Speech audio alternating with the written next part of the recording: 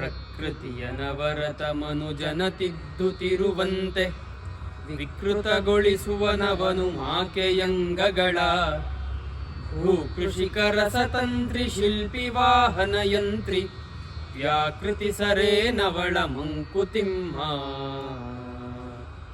ನಾವು ಈ ಜಗತ್ತಿನಲ್ಲಿ ಇಷ್ಟು ಸುಖವಾಗಿ ಬಾಳ್ಬೇಕಂದ್ರೆ ಅದಕ್ಕೆ ಈ ಪ್ರಕೃತಿನೇ ಕಾರಣ. ಈ ಪ್ರಕೃತಿ ನಮ್ಗೆ ಏನೇನೆಲ್ಲ ಕೊಟ್ಟಿದೆ ಅಲ್ವಾ? ಉಸಿರಾಡ್ಲಿಕ್ಕೆ ಗಾಳಿ, ಕುಡಿಲಿಕ್ಕೆ ನೀರು, ಆಹಾರ, ನಿಲ್ಲೋಕೆ ನೆಲ, ಎಲ್ಲ ಪ್ರಕೃತಿ ನಮಗೆ ಕೊಟ್ಟಿದೆ. ಆದರೆ ನಾವು ಪ್ರಕೃತಿಗೆ ಏನು ಕೊಟ್ಟಿದ್ದೀವಿ ನೆನ್ಸ್ಕೊಂಡ್ರೆ ಬೇಜಾರಾಗತ್ತೆ ಅಲ್ವಾ? ಇಷ್ಟು ಪ್ರಕೃತಿನ ಹಾಳು ಮಾಡ್ತಾ ಇದ್ದೀವಿ, ಪ್ರಕೃತಿ ಮಾಲಿನ್ಯ ಆಗ್ತಾ ಇದೆ. ಈ ಭೂಮಿಲಿ ಏನೇನಿದೆ, ಏನೇನು ಈ ನೆಲ, ಮರ, ಗಿಡ, ಬೆಟ್ಟ, ಗುಡ್ಡ, ಇದೆಲ್ಲ ನಮ್ಮ ಉಪಯೋಗಕ್ಕಾಗಿಯೇ ಇದೆ ಅನ್ನೋ ರೀತಿ ನಾವು ಬಳಸ್ಕೊಳ್ತಾ ಇದ್ದೀವಿ. ಆದರೆ ಹೌದಾ?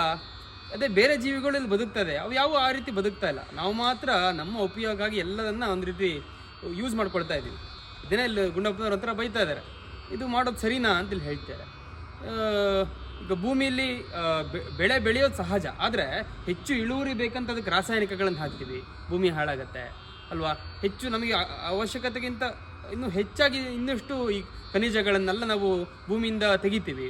ಅದು ಕೂಡ ತಪ್ಪಲ್ವಾ? ಭೂಮಿಗೆ ಮಾಡಿದ ಅತ್ಯಾಚಾರ ಅಲ್ವಾ? ಈ ರೀತಿಯಲ್ಲ ಒಂದಿಷ್ಟು ಪ್ರಶ್ನೆಗಳನ್ನು ಕೇಳ್ತಾರೆ. ಕೆಲವೊಂದ್ಸಲ ಭೂಮಿ ಅಥವಾ ಈ ಪ್ರಕೃತಿ ತನ್ನ ಶಕ್ತಿಯನ್ನು ಕೂಡ ತೋರಿಸುತ್ತೆ. ಈ ಅತಿವೃಷ್ಟಿ, ಅನಾವೃಷ್ಟಿಗಳು, ಪ್ರವಾಹ ಅಥವಾ ಈ ಭೂಕಂಪಗಳಿಂದ ಒಂದ್ಸಲ ಮನುಷ್ಯನಿಗೆ ತೋರಿಸುತ್ತೆ, ನೋಡು ನನ್ನ ಶಕ್ತಿ ಏನು ಅಂತ. ಆದರೆ ನಾವು ತಿದ್ಕೊಳ್ಳಲ್ಲ, ತಿದ್ದುವ ಪ್ರಯತ್ನ ಮಾಡುತ್ತೆ ಪ್ರಕೃತಿ. ಅದನ್ನು ನಾವು ಅದರಿಂದ ಪಾಠ ಕಲಿಯಲ್ಲ, ಮತ್ತೆ ಅದನ್ನೇ ಮುಂದುವರಿಸ್ತೀವಿ. ಇದು ಒಂಥರ ಎಚ್ಚರಿಕೆ ನಮಗೆ ಕೊಡ್ತೀಯಾರೆ, ಇದು ಮಾಡೋದು ಸರಿಯಲ್ಲ, ವಿಕೃತಿಗೊಳಿಸ್ತೀನಿ ನೀವು ಭೂಮಿನ ಅಂತ ಹೇಳ್ತೀಯಾರೆ. ಸತ್ಯ ಅಲ್ವಾ? ನಮಸ್ಕಾರಗಳು.